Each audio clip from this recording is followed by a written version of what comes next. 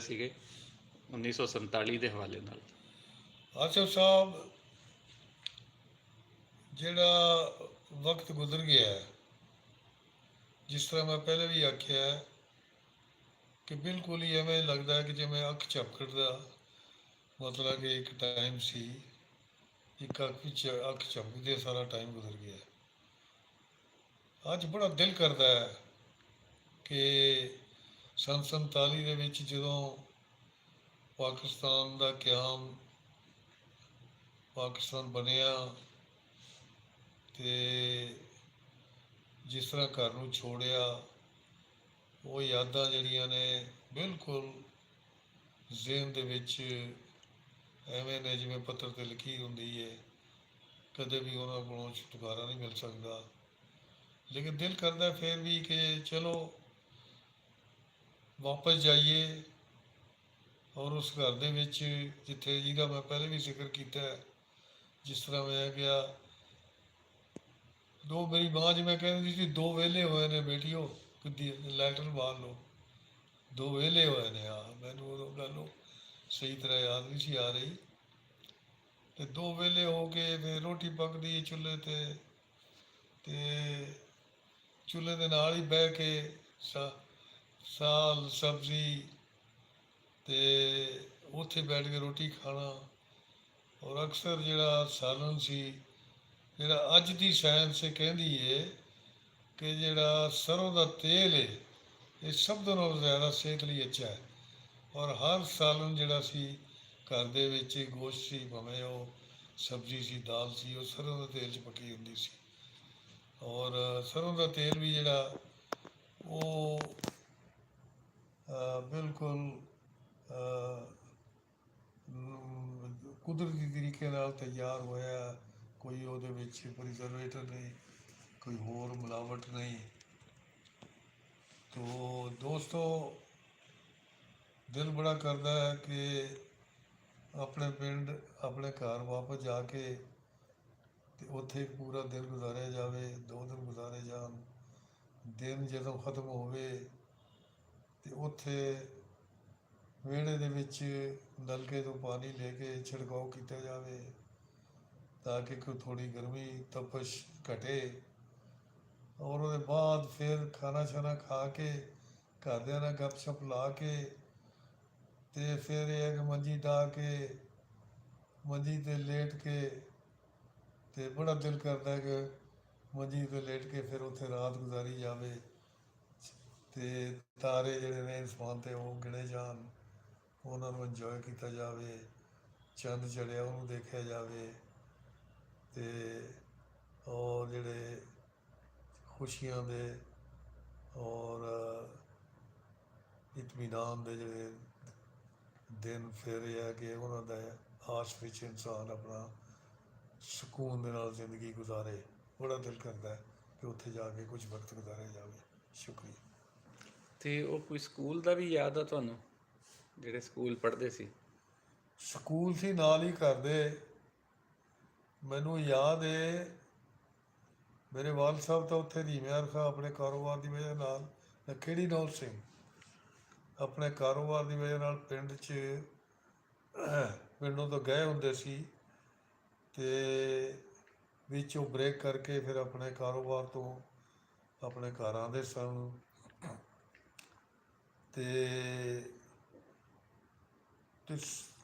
ਛੋਟੇ ਹੁੰਦੇ ਹਨੀਫ ਨਾਰੂ ਮੇਰਾ ਜਿਹੜਾ ਕਿ ਕਜ਼ਨ ਸੀ, ਮੇਰੇ ਤਾਏ ਦਾ ਪੁੱਤਰ, ਅਸੀਂ ਹਮ ਜੋ ਬਿਲਕੁਲ ਇੱਕੋ ਉਮਰ ਦੇ ਵਿੱਚ ਸਾਂ, ਕੁਝ ਚੰਦ ਕੁ ਮਹੀਨੇ ਮੇਰੇ ਕੋਲ ਵੱਡੇ ਸਨ। ਜਿਹੜਾ ਬਦਕਿਸਮਤੀ ਹੈ ਕਿ ਅੱਜ ਉਹ ਸਾਡੇ ਨਾਲ ਮੌਜੂਦ ਕੋਈ ਨਹੀਂ, ਅਤੇ ਬੜਾ ਯਾਦ ਉਹਨਾਂ ਦੀ ਆਉਂਦੀ ਹੈ। ਅਤੇ ਉਹ ਪਿੰਡ ਦੇ ਇਰਦ ਗਿਰਦ ਜਿਹੜੇ ਟੋਭੇ ਬਣੇ ਸਨ, ਅਤੇ ਸਾਡੇ ਪਿੰਡ ਦੇ ਇਰਦ ਗਿਰਦ 4 ਤਰਫੋਂ 4 ਟੋਭੇ ਸਨ। ਉਹ ਟੋਭੇ 'ਚ ਅਸੀਂ ਜਾ ਕੇ ਨਹਾਉਂਦੇ ਹੀ ਰਹਿੰਦੇ ਸਾਂ। ਅਤੇ ਅੱਜ ਮੈਂ ਬੜਾ ਹੈਰਾਨ ਹੁੰਦਾ ਕਿ ਪਤਾ ਨਹੀਂ ਕਿਸ ਤਰ੍ਹਾਂ ਸਿਹਤ ਨੂੰ ਮੇਨਟੇਨ ਕਰਦੇ ਸਾਂ, ਹੈ ਜੀ, ਕਿ ਉਹਦੇ 'ਚ ਕੋਈ ਜਿਹੜੀਆਂ ਪਿੰਡ ਦੀਆਂ ਮੱਝਾਂ ਮੁੱਝਾਂ ਵੀ ਨਹਾਉਂਦੀਆਂ ਸਨ। ਅਤੇ ਉੱਥੇ ਅਸੀਂ ਨਹਾਉਂਦੇ ਪਏ ਸਾਂ, ਅਤੇ ਪਤਾ ਨਹੀਂ ਸਾਡੀ ਫੈਮਿਲੀ 'ਚੋਂ ਕੋਈ ਆਇਆ ਕਿ ਚਲੋ ਤੁਹਾਨੂੰ ਸਕੂਲ ਦਾਖਲ ਕਰਾਉਣਾ ਹੈ। ਹਨੀਫ ਨਾਰੂ ਦੇ, ਹਨੀਫ ਸਾਹਿਬ ਦੇ ਮੇਰੇ ਕਜ਼ਨ ਦੇ ਘਰੋਂ। ਤੇ ਮੈਂ ਵੀ ਉਹਦੇ ਨਾਲ ਹੀ ਮਤਲਬ ਕਿ ਫਿਰ ਘਰ ਆ ਗਿਆ। ਜ਼ਾਹਰ ਹੈ ਕਿ ਦੋਨੋਂ ਤੇ ਨਾਨੇ ਪੈਦਾ ਦੋਨੋਂ ਨਿਕਲ ਆਏ। ਤੇ ਮੈਂ ਵੀ ਮਾਂ ਨੂੰ ਕਿਹਾ, ਮਾਂ ਮੈਨੂੰ ਟਕਾ ਦੇ, ਮੈਂ ਵੀ ਸਕੂਲ ਦਾਖਲ ਹੋਣਾ ਜਾ ਕੇ। ਉਦੋਂ ਟਕੇ ਚੱਲਦੇ ਹੁੰਦੇ ਸਨ, ਟਕਾ ਜਿਹੜਾ 2 ਪੈਸੇ ਹੁੰਦੇ ਸਨ, ਯਾਨੀ 100 ਦਾ ਦੋ, ਇੱਕ ਪੈਸਾ 100 ਦਾ 100ਵਾਂ ਹਿੱਸਾ, ਤੇ 2 ਟਕੇ, 1 ਟਕਾ 2 ਪੈਸੇ ਨਾਲ। ਤੇ ਮੈਂ ਵੀ ਸਕੂਲ ਦਾਖਲ ਹੋ ਗਿਆ। ਤੇ ਫਿਰ ਬੜਾ ਬਕਾਇਦਗੀ ਨਾਲ ਸਕੂਲ ਜਾਂਦੇ ਰਹੇ। ਤੇ ਮਾਸਟਰ ਵੀ ਬੜਾ ਹੀ ਮਿਹਨਤ ਕਰਦੇ ਸਨ ਮਾਸਟਰ। ਸਿੱਖ ਵੀ ਸਨ, ਮੁਸਲਮਾਨ ਵੀ ਸਨ ਮਾਸਟਰ। ਮੈਨੂੰ ਯਾਦ ਹੈ ਕਿ ਸਿੱਖ ਹੁੰਦਾ ਸੀ, ਉਹਨੇ ਸਾਨੂੰ 5ਵੀਂ ਦੇ ਵਿੱਚ ਅੰਗਰੇਜ਼ੀ ਪੜ੍ਹਾਉਣੀ ਸ਼ੁਰੂ ਕੀਤੀ। ਔਰ ਉਹ ਅੰਗਰੇਜ਼ੀ ਬੜੀ ਅੱਛੇ ਤਰੀਕੇ ਨਾਲ ਪੜ੍ਹਾਈ 5ਵੀਂ ਦੇ ਸ਼ੁਰੂ ਕੀਤੀ। ਤੇ ਫਿਰ ਇਹ ਕਿ ਉਹ ਕੰਟੀਨਿਊ ਕੀਤੀ। ਰਹੀਮ ਯਾਰ ਖਾਂ ਆ ਕੇ ਸਕੂਲ ਦੇ ਵਿੱਚ, ਉਹ ਵੀ ਟੀਚਰ ਬਹੁਤ ਅੱਛੇ ਸਨ, ਮਾਸਟਰ ਨਮਕ ਸਾਹਿਬ, ਜਿਨ੍ਹਾਂ ਨੇ ਬੜੀ ਮਿਹਨਤ ਕਰਾਈ।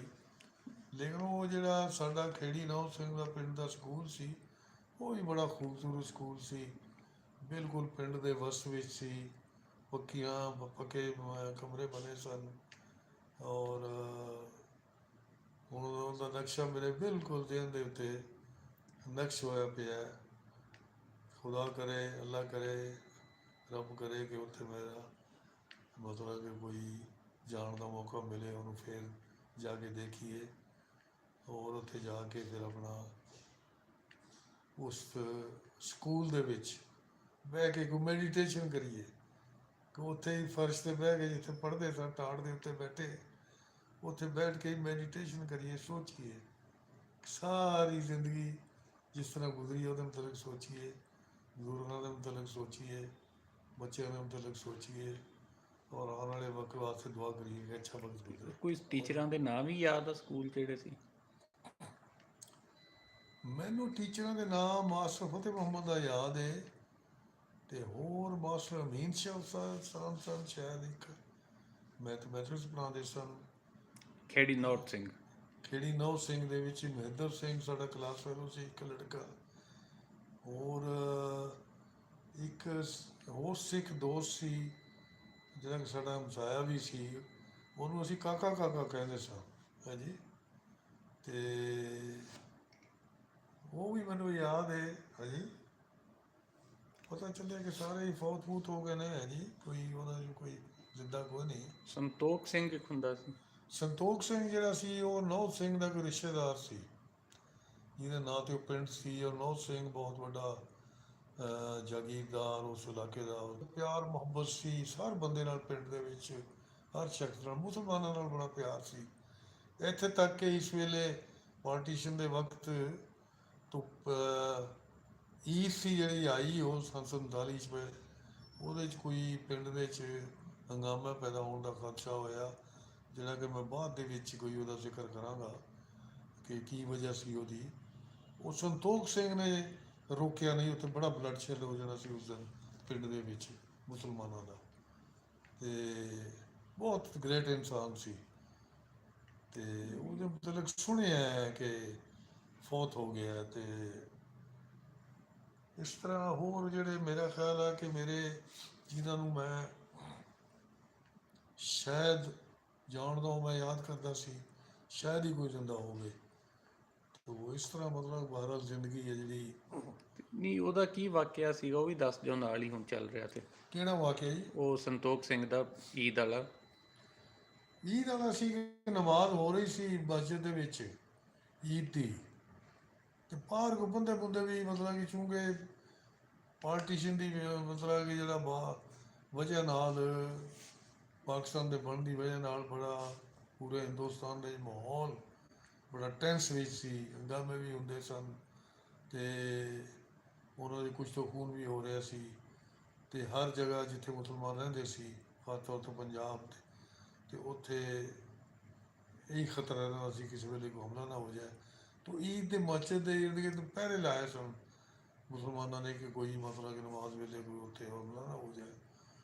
ਤੋ ਇਸ ਤਰ੍ਹਾਂ ਕੋਈ ਸਿੱਖ ਸੀ ਨੌਜਵਾਨ, ਕੋਈ ਸਾਈਕਲ ਤੇ ਗੁਜ਼ਰ ਰਿਹਾ ਸੀ, ਐਵੇਂ ਕਿਸੇ ਨੇ ਸ਼ੋਰ ਪਾ ਦਿੱਤਾ ਕਿ ਜੀ ਉਹ ਹਮਲਾ ਕਰਨ ਆਇਆ। ਤੇ ਉਹਦੇ ਪਿੱਛੇ ਮਤਲਬ ਕਿ ਬਹਰਾਲ ਉਹ ਜਿਹੜੇ ਮੁਸਲਮਾਨ ਕੋਈ ਪਹਿਰੇ 'ਤੇ ਸੀ ਉਹਨਾਂ ਨੇ ਜਾ ਕੇ ਉਹਨਾਂ ਦੇ ਉਸ ਨੂੰ ਪਕੜ ਲਿਆ, ਉਹਨੂੰ ਕੋਈ ਜ਼ਖਮੀ ਜ਼ੁਖਮੀ ਕਰ ਦਿੱਤਾ। ਅਤੇ ਫਿਰ ਉਹਦੇ ਪਿੰਡ ਦੇ ਜਿਹੜੇ ਸਨ ਸਿੱਖ, ਉਹਨੂੰ ਜਦੋਂ ਪਤਾ ਚੱਲਿਆ ਉਹ ਇਕੱਠੇ ਹੋ ਕੇ ਹਮਲਾ ਕਰਨ ਆ ਗਏ।